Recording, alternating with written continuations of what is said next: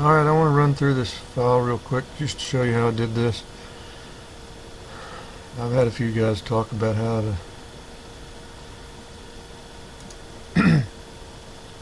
this is Sheetcam versus we've shown this before on Cut 2D, I believe, and you can do it either way. Sheetcam has a little more control over things, and I use them both. I guess just really depends on what I feel like doing at the moment, but at the moment I feel like doing this. So here's the flange we're going to build right quick. I just will show you. These are small holes. I believe these are 9/16 holes. So let's get them on a different layer. I can't imagine those will cut worth a flip at full speed. So let's move that to a new layer. We'll just call it bolt holes. I've already made this recording out on the machine, and it didn't show you very good. So I'm going to see if this works good. Alright, let's just move all of those to that bolt hole layer. I'm just right clicking. It gets into the menu. You just go to move to layer and push bolt holes. Now to do that you got to be in this edit contours at the top menu. That C with the arrow up there. And I'm not sure if this is pointing exactly where I'm looking, but anyway, let's right click them, move to layer. I'm sure there's an easier way. This is how I do it. So just going to buzz through this real quick. I got to go to Fort Worth in a minute with my family, so maybe they won't. Oh, here comes the door. Bolt holes. Move to layer. Bolt holes. Alright, that's on that layer. See it over here? I can click it, turn it off and on. So now we just need to go in here and make an operation. Let's click inside offset, and then so I've got text messages coming in now, of course, while I'm trying to do this. Let's pick bolt hole layer. We're on 1/4 inch material, 45 amp. Let's do an overcut of about the kerf width roughly. That's just something I have been doing. I don't know if it's right or wrong. It seems to work okay. Perpendicular on our lead in. About half the distance of the hole would work. So let's go about 0.3 on that. And let's don't do a lead out on these little holes. Just turn the lead out off. Let's see if that's good. Yep. So it's going to pierce the center, and it's going to just cut it with a little overcut, and it should work fine. So now we need to do a variable to turn that feed rate down. So just push the V over on the left under operation. Put in 40 right there. That'll be 40% of our speed. And then come over here and drag that to the top. It's going to get your machine set to 40% speed. Then do that operation. Now let's do another operation for the rest of the. So that's going to be an outside offset. Let's go to the other layer. Still on 1/4 inch material. We'll still I guess we'll leave the overcut in there. It doesn't matter. I don't think it matters. I don't know. But we will do a lead out on these because we got a big holes here to deal with. So we'll do an arc type coming out about 1/2 inch. Let's give it, I don't know, 1/2 inch or so length going in. Say okay. I don't like it that it's over here, so let's move that. Go up here to the edit start points at the top. Make sure we're clicked on this operation over here on the left. See where that's going to lead.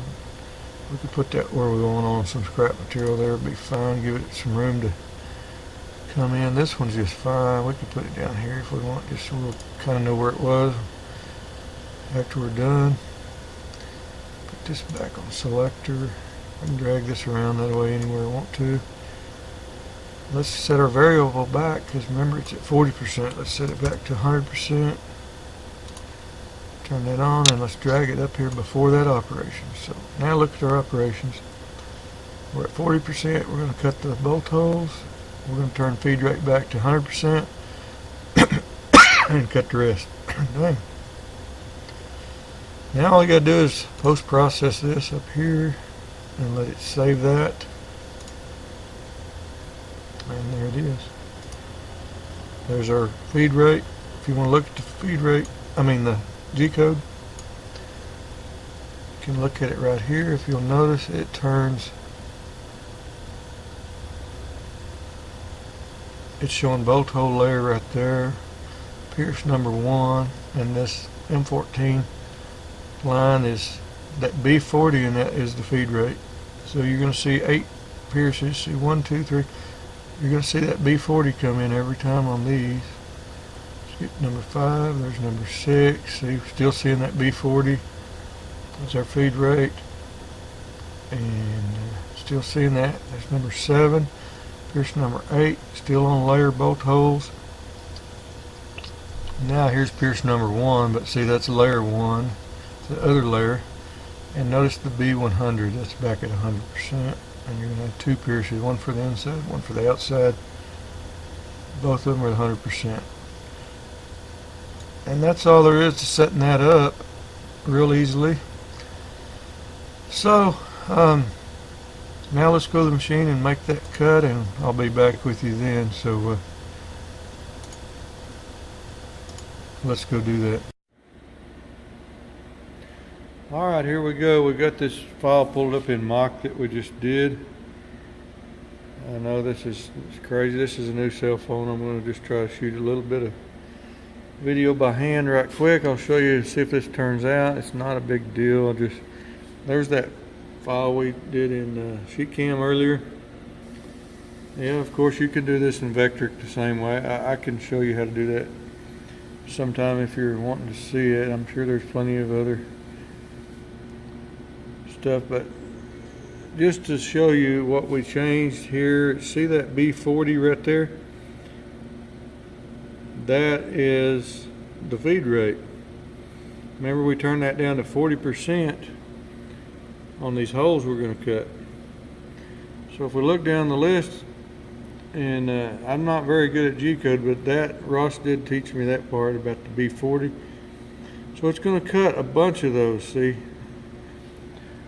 It's pierce number 4. It's going to pierce that 8 times. So you keep going down this list.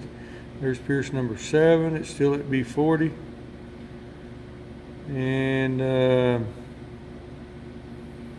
there's pierce number 8. It's still at B40 now. It should go back to 100% here. And here's on the next layer, layer 1. See that B? Now we're back to B100 there. So it'll cut the rest of that. So let's see if it's going to work here. If it don't, you'll probably never see this video. If it does, we'll try to upload something simple here. And I've got let's see if the process, 1/4 inch. These voltages they show are usually on the low side because we're usually running a little lower speed, and I usually turn this thing to about 90%. Ross says he set it 70%, and that's fine sometimes, but not always. Just use your own mind on what you need to do. And if you don't like it, change the number here as you want to. I'm going to let this go like it is at 90% this time. And remember, we're going to be at 40% on the holes of that, so 43, whatever less than half of that is, we're going to be at less than 20, cut 9/16. So let's see how it works. I won't waste your time here. Listen to me yak, and I'll try to show my face here in a little bit, and I'll tell you about something new going on around my shop or in my life. I've got a career change. If you follow me on Instagram or Facebook, you probably already know that, but I'm starting as of today is my last day in the mechanical world, I hope. Starting full-time in the metalworking business. Adam Booth has done something similar. And by the way, while we're looking this direction, look at that new sticker I just got. That's some of the guys I watch right there. There's a lot more. A-Bomb's not on here because I don't have a sticker that's not already stuck somewhere of his, but I am a Patreon supporter of ABOM79. If you don't know him, go check him out. He's awesome. He does a lot of good teaching. All right, I'm going to get this started and let's see how it works.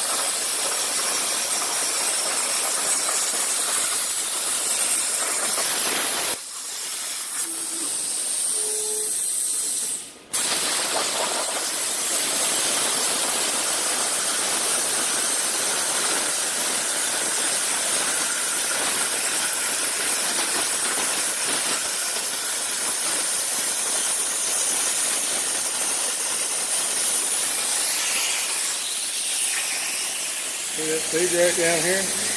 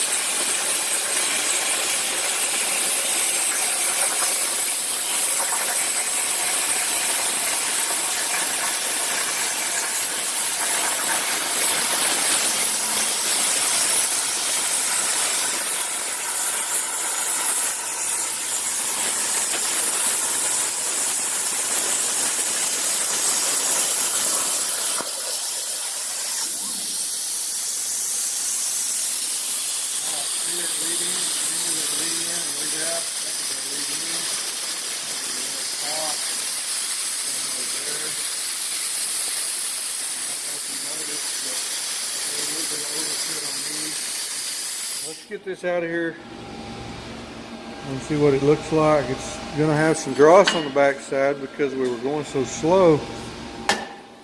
Let's just see what this looks like. Probably a little warm still, not too bad I'm sure, but barely too hot to handle. The back side looks kind of crappy, but we'll take a it's going to be fine. I can tell, but we'll take a wire wheel on a grinder. But just for example, I was telling you, see this, these holes don't show any taper because I'm sure there may be a little, but because we went so slow, they're going to be good. But the price you pay is all the dross that you're going to have on the back side like that. That's just fine. That flips off easy as pie with a wire wheel or any other, and you can just flip it off easy. Anyway, I got a bunch of this kind of thing to build. We'll probably start shooting more video in here. Now that I'm full-time here, I've got a mess everywhere in here right now, I'm telling you. Been working 3 or 4 jobs lately, basically, and now I'm down to, I'm going to put most of my effort into this business, this new job that I've got here. I'm on salary with them, so I'm kind of managing the CNC department for them, and I'm going to be doing some of the work here until we get our machines set up at work. But I got a lot more of these to make and others that are similar to them. So anyway, appreciate you watching this, and I'll get back with a little more on this. Okay, let's do a little bit of a part inspection on these. The engineer on this company that I'm working for now kind of altered what was on the drawing for some reason. I don't know exactly how they fit. Has to do with this gets welded onto a piece of 10-inch pipe. I think this was originally for Schedule 10 pipe, and I think they're using Schedule 40 pipe now. So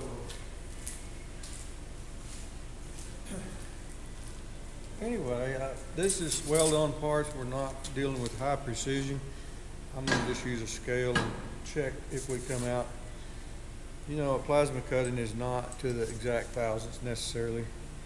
You could probably tweak around and get it there, but to put in a drawing and get the parts cut and get them done quick, it may take some time to get these dialed in exactly how we want. But so this part number 5, these are basically the 3 parts we're dealing with, and so I know this is number 4. That's 4, 5, and 6. So on 6, he didn't want to change the dimensions, and it is supposed to be in at 15 1/4. So let's see how close we are. It looks like I've got, yeah, 15.2, just a little over 15.2. So we're probably good on that one. I could get some calipers and get really close, but it's not that important on this. These are the 2 that he wanted to change the size of. So number 4, he wanted to be 10 3/8 OD. And that looks like exactly what we got.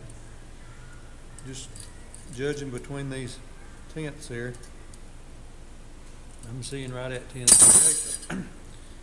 This hole is 2 1/4, I think, or I mean 2 1/2, and it's dead on that. And these are 3/4 holes on that. That's fine. The 2 things he wanted to change was this ID and that OD. So that one's good. Let's see how we are on this. This one he wanted to be 10 3/4. We're close to 10.8, which I think he wanted that to clear the pipe. This is going to slide over a 10-inch pipe, and he just wanted to be sure it would clear it. And we measured the pipe to be 10 3/4 on the money, so you know, to weld that onto that pipe, you need a little bit of room.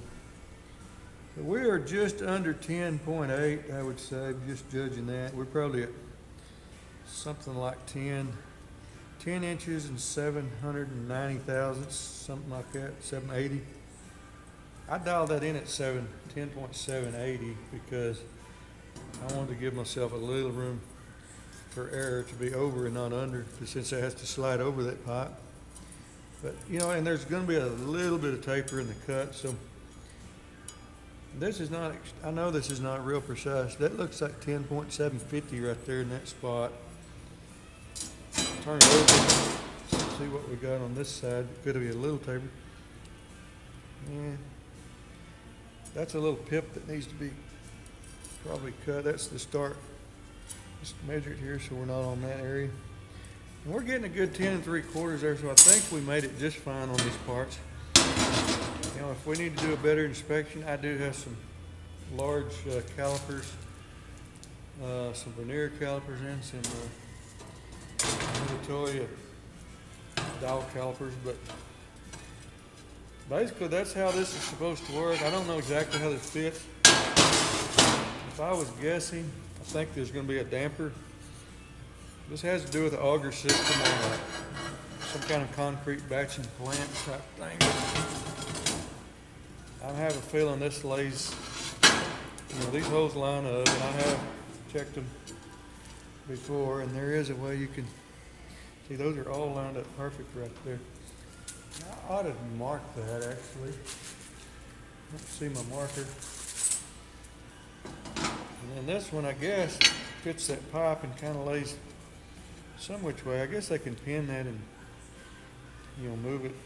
And so these probably should line up, and they do. So that's basically what he was wanting, and it worked out good.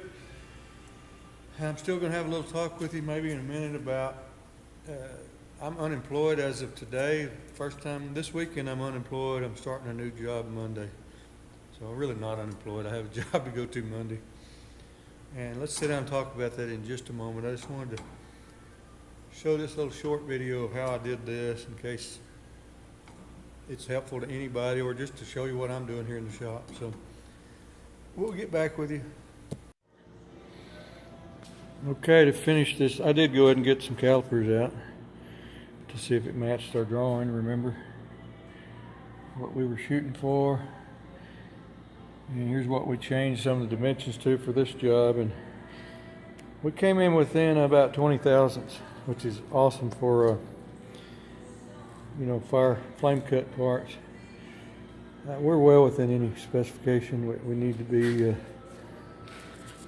I don't remember the exact numbers right now, but even on this drawing, whoop, if we can zoom that in, or I mean focus. I mean, this drawing is not in stone or nothing, but 30 thousandths tolerance is more than good enough for these, looks like. So got all of these done. I got some more to build, lots more to build. And here's the rest of those, a pile of the stuff I made this morning. With that, and of course I got metal stacked everywhere. This is a full-time metalworking shop, and there we are, LC Metalworks. See you later. All right, we just got all these parts done. They all came within spec. I actually did get the caliper out and just check them. We're all within, I think we're within 20 thousandths for there. But again, these are well-known parts. They're not highly precision. Even though I like to do high precision work, they're okay. They're going to work fine. They came in exactly where we want them to, and I got this little bit done. This is only a small portion of the parts I need to build, but this is the announcement that I was going to tell you, if you even care. You know, if you follow Adam Booth, Abram79 on his channel, if you don't, you should. He's a super guy with a wealth of knowledge in machining and metalworking, welding and what have you, and he went off on his own in January, and you know, I've been thinking about that myself, trying to see if I can come out and do my own thing, but I'm not going to do that right now. But what I am doing, I went ahead and quit my job there with the school district. I've already announced that on Facebook if you follow me there, and maybe on Instagram, I'm not sure. If you see me on Instagram, it's just Larry99SD, which just stands for Larry 99 Super Duty. That's the truck I've had since 1999. I'm still driving 99, so that's, for some reason, that was my handle there. Facebook, I'm just under my name, Larry Robinson. Also, you may see the tag LC Metalworks. That's this shop, my hobby shop, whatever. Well, anyway, I went to work for a company now called Texoma Industries. It's a new company. They just started, set up shop as far as I know in December. Fabricating, doing custom fabrication, welding, and building parts like this for another company primarily, but probably branch out to do a whole lot more work in the future. They wanted me to come in and run the CNC department or the plasma table. For right now, CNC plasma table, big ones. We have two 10-foot gantries about 24 foot long. Not set up yet, still waiting on the power company to get our 480 power in, 800 amp service. Been waiting on that for a couple of months or more. But until then, I'm starting with them this coming Monday on salary with them, Monday through Friday, 8 to 5. I'm going to be working right here in this shop and over there back and forth, but using this plasma table. Thank goodness the TrueCut XT machine here is working good. I've built thousands of parts for them already the last few months, and they paid me very well to do that. But now I'm going to be on salary, and they're going to just pay me a little extra shop fee for using this shop, and continue to do that until we get set up there in that shop where we don't need to use this table anymore. But so they're treating me really well. It's a great group of guys proud to work for. They seem like they really appreciate me and really need me to come in and help them. And they understand that I haven't done this for a living before. This is some hobby of mine that I'm just learning and still learning. But that's my announcement. I don't want to waste too much of your time with it. These are some flanges, weld-on flanges here. We've got huge gussets I may have showed you in the past. I'm going to be building, I think, 360 parts this week. It's just some weld-on gussets and things like that. And I'll try to bring the camera along as I can without wasting too much time. Even when we get set up there, you can see the big machines. And follow me on Instagram and Facebook, and I'll shoot some pictures here and there and show you things of the day if I think it's worth sharing. Anyway, that's all I've got for now. I'm trying to do a quick upload because I haven't done one in a long time, but I appreciate you being with me on this. See you next time.